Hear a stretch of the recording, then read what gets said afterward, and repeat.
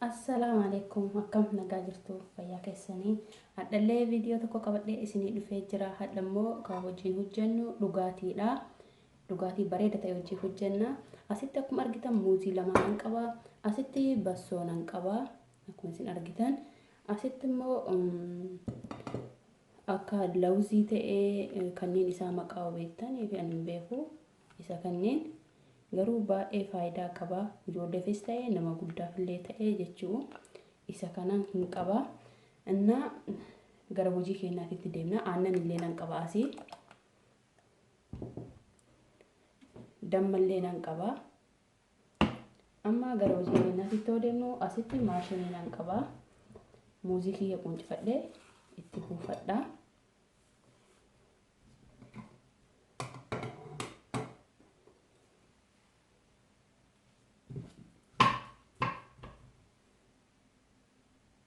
Akkuma argitan isinii mul'ata jedhee abdiin qaba. As keessa muuzii nan qaba. Ammas bassoo itti buufanna. Akka beeksisa keessaniitiin muuzii lama godhuu qabdanii, muuzii tokko godhuu qabdanii, gimmaashas godhuu qabdanii akka beeksisa keessaniitiin jechuudha.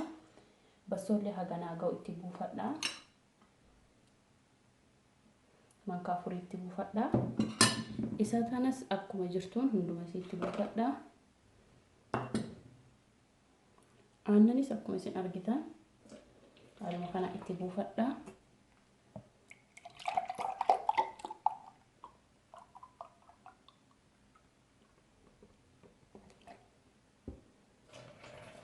Kubbaayyaa lama akkuma isin argitan kubbaayyaa sadii itti buufadheera. Aannan kan koo amma akkuma argitan damma kan koo itti buufadha. Haaluma kanaan amma kaan maashiniidhaan daakee isinitti deebi'aa jechuu.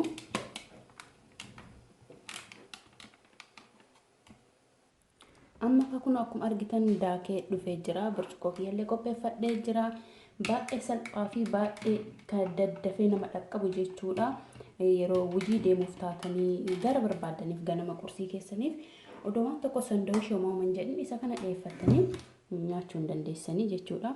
Furdinni isaallee kun waan biraa waan tokkollee ittiin daballee aannan kubbaayyaa sadiif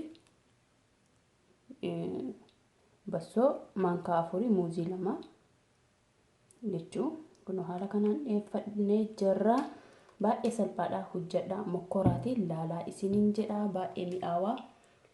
Isarratti immoo baay'ee kan daddafu jechuu.